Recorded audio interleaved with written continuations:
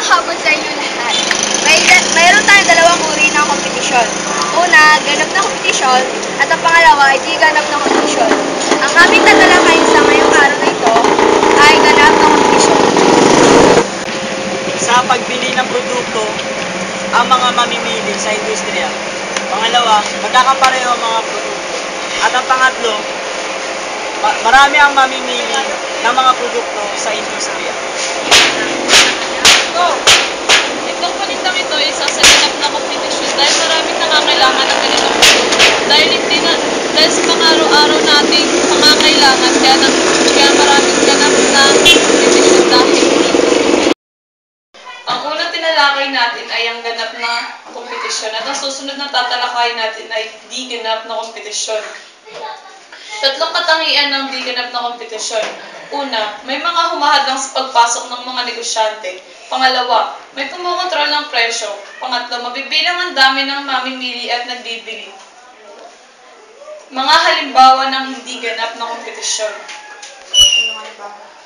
Ang unang halimbawa ng di ganap na kompetisyon ay monopolyo. Ang monopolyo ay isang uri ng sistema sa pangangalakal na kung saan ang isang produkto ay isa lamang. Ang pinanggalingan o producer at madami naman ang nangangailangan o consumer. Tayong mga mamayan ay gumagamit ng produkto nila na kuryente. Sila lamang ang pinanggagalingan nito o producer. For example, kuryente. Isang halimbawa nito ay Meralco. Tayo mamayan ay gumagamit ng producer nila na kuryente. Sila lamang ang pinanggagalingan nito o producer.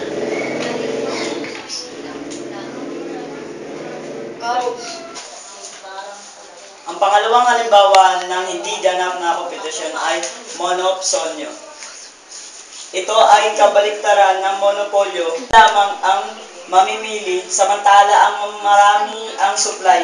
Halimbawa nito ay ang pamahalaan. Ito ang tanging bumibili sa serbisyo. Halimbawa nito ay militar at guro. Ang talo at guro at pulis kaya naman naitakda ito para makapagbigay ng serbisyong panlipunan. Magbilang ka. Ikatlong halimbawa ng di ganap na kompetisyon.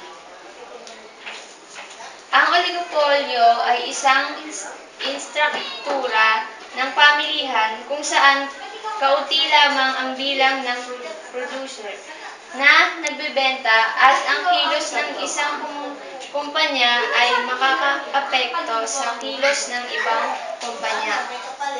Halimbawa, Petron at Shell. Iba pang halimbawa nito ay Toyota, Nissan, Ford at iba pa, magkakaiba ang kanilang kalidad at katangian. At ang pang-apat na halimbawa ng di ganap na kompetisyon ay monopolistiko.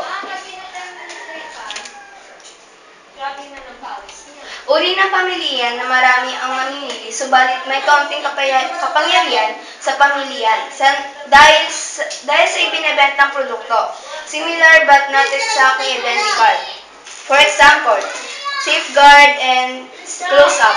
Ito yung mga halimbawa ng monopolistiko.